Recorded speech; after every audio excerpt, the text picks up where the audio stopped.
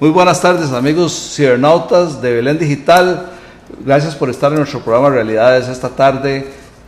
Gracias a Fernando Vargas y a Paulina Vargas también, que nos asisten en este programa los lunes en la tarde, de 5:30 a 6:30 estaremos con todos ustedes. Gracias a todos los belemitas que nos ven y aquellos que no nos ven en este país, que están fuera del país, aquellos belemitas, muchas gracias por la sintonía y por los mensajes de Facebook que nos dan de apoyo, diciéndonos que continuemos con este programa y que sigamos adelante porque les gusta muchísimo. Muchas gracias a Carlos Zumbado, por ejemplo, en Canadá, que nos escribe constantemente. Charlie, muchas gracias por tu apoyo. Así es que a todos aquellos que lo disfruten, una forma de estar en nuestro país es estar viendo por internet, vía belendigital.net, este programa. Y claro que estamos contentísimos de traer siempre invitados muy especiales, y hoy tenemos un amigo muy especial y una persona a quien yo aprecio muchísimo porque realmente saben lo que está y conoce muy bien del tema. Don Claudio Alpizar es politólogo, especialista en mercadeo y comunicación política. Muchas gracias, Claudio, por estar esta tarde con nosotros en Belén Digital, en el programa Realidades. Y vamos a hablar un poco de política, porque la realidad es que usted y yo nos conocemos en política, ¿verdad? Exactamente. Por amigos políticos, pero a veces la política no solo va para ser política, sino para ser amigos también, ¿verdad? Exacto. Buenas tardes, Claudio. Buenas tardes, Manuel, muchas gracias por la invitación a Belén Digital, a Fernando Vargas, felicitarlo por este proyecto tan actual, tan importante hoy en día como son las redes, y por supuesto a los ciberactivistas que están al otro lado, pues degustando este programa, pues bienvenidos, y ojalá que mis comentarios sean de interés para todos ellos. Gracias, Claudio. Vamos a empezar primero contarnos un poco con tu profesión, porque sos politólogo, especialista en mercadeo y comunicación. ¿Cómo podemos? Porque yo conozco politólogos, pero ya especialistas en mercadear un político y comunicar un político. Contanos un poco sobre este tema, porque me parece interesante. Sí. Bueno, yo me gradué en Ciencias Políticas en la Universidad de Costa Rica hace varios años, y después saqué una maestría en Estudios para el Desarrollo de América Latina. Pero vos lo acabas de decir cuando hacías la exposición en qué ámbito nos hemos conocido. Y cuando uno tiene ese gusanillo de la política, que te enamoras, que te gusta, empezás a buscar otros nichos. Cuando uno estudia ciencias políticas, la carrera muchas veces es muy teórica y muy filosófica, y hay que buscar también la compensación de esas otras actividades que son la política electoral y sobre todo lo que yo llamo comunicación política, que es muy diferente a periodismo. Son cosas totalmente diferentes, y ahora si quieres un ratito pues entramos un poco a ese tema, pero no tiene nada que ver con el periodismo, que es normalmente en lo que tienden a confundirlo los políticos. Me metí en ese mundo y también empecé a encontrar que con la aparición de los medios de comunicación, recuerde usted que el primer debate internacional realmente significativo a nivel mundial fue la elección en que Kennedy se enfrenta a Nixon. Y cuando Kennedy y Nixon se enfrentan en los años 60, es la primera vez que va a haber un debate televisado. La mayoría de gente que vio ese debate vio ganador a Kennedy, pero la mayoría de gente que lo oyó por radio, que era la costumbre, oyó mejor a Nixon por el fondo. ¿Qué le quiero decir con esto? Que cuando aparece la imagen, la política y otras actividades, pero en este caso la política, cambia. Porque cuando aparece la imagen, las personas empiezan a preocuparse no solamente por lo que el actor político está diciendo, sino que también cómo lo dice, cómo actúa, cuál es su lenguaje corporal. Porque al final de cuentas, nosotros comunicamos el 97% de lo que nosotros comunicamos, lo comunicamos en lenguaje corporal, y solo un 3% es lo que decimos. Muchas veces nosotros, sin necesidad de hablar, le hacemos a un salonero una ceñita y él sabe que es la cuenta lo que le estamos pidiendo, ¿verdad? Así muchas veces usted señala, y hay un montón de esos efectos que también los candidatos, cuando los desarrollan, pues están transmitiendo mensaje. La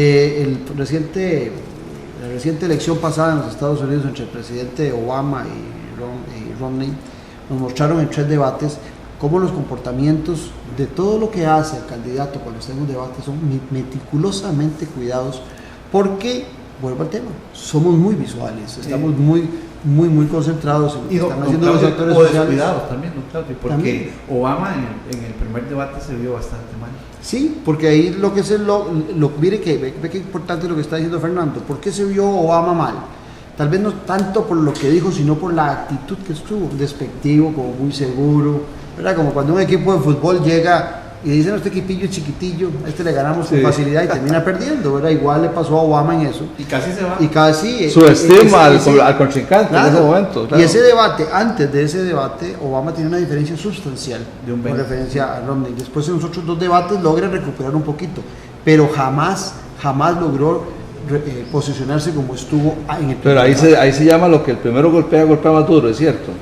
En política se da. En política también se da que el que tiene... Reuter hizo un análisis muy interesante de ese debate gráfico y se ve Obama como cabizbajo, pensativo, como que no estaba... Bueno, ahí son lo que vos llamás movimientos, es decir, lo que reflejás, que a veces no lo percibís vos, pero el televidente sí lo ve, por eso te digo, la gente lo ve.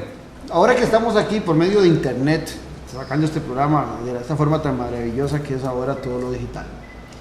Recuerden ustedes que en los años 30, el medio que revolucionó la política y que revolucionó el comercio fue la radio.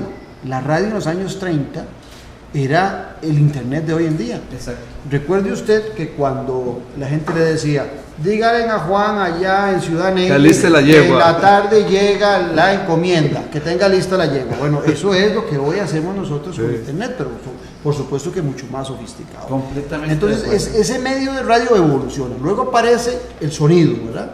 Acuérdese que también cuando uno oía a nuestra famosa Carmen Granados en radio, ¿verdad? Ella trataba de hacerle el ambiente a usted de sonidos, de ruidos, de puertas que se abrían. Las telenovelas. Recuerda usted este hombre extraordinario que era Tres Patines, ¿verdad?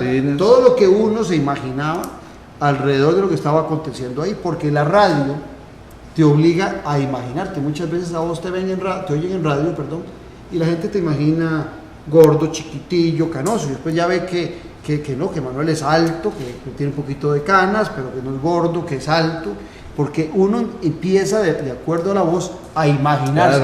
Claro. Entonces, en esto del mercadeo político, mi papá aprendió a jugar, a entender el béisbol por radio. Por ese efecto que vos decías. Es que narraba los partidos de béisbol en radio y él se fue imaginando cómo era el triángulo, cómo eran las bases y todo, y él entendía el béisbol perfectamente. Si uno pudiera hacer un proceso de comunicación política para un candidato y tuviera el tiempo suficiente, yo diría que un candidato debería empezar por radio, para que la gente primero lo juzgue, por lo que piensa, que se lo imagine, que le ponga atención a la palabra y que luego ya con ese conocimiento de lo que él hace como persona, lo que piensa, que dé paso a la televisión. Porque en la televisión de repente, lo que le ponía el caso de Nixon contra Kennedy, a Nixon la gente lo oyó en Radio Ganador, pero lo vieron nervioso, lo vieron sudando, no se dejó maquillar porque en ese tiempo el maquillaje, un hombre maquillado prácticamente era como aceptar que era homosexual, sí. En cambio en el caso de Kennedy sí se aceptó que lo maquillaran. Entonces ya cuando el debate arrancó y estaban las luces como hoy aquí, el candidato se veía cansado, la luz reflejaba y eso el brillo te da un efecto muy para el televidente le da un efecto muy complicado. Eso le pasó factura. Entonces eso es un poco el mercadeo político, también ver cuáles son las fortalezas de un candidato. Las personas encuentran que un candidato pues no habla muy bien o que tiene que tiene algún tic. Entonces cuando uno está trabajando un candidato, lo que trata no es eliminar esos tics, no es eliminar sus fallos en el vocablo, sino más bien dosificarlos y de alguna manera no exponerlos tantos para que el televidente o la audiencia que lo ve se concentre más en lo que él está pensando que en todas esas cosas alrededor que distraen mucho en la televisión. En la televisión de todas maneras no es fácil, porque cuando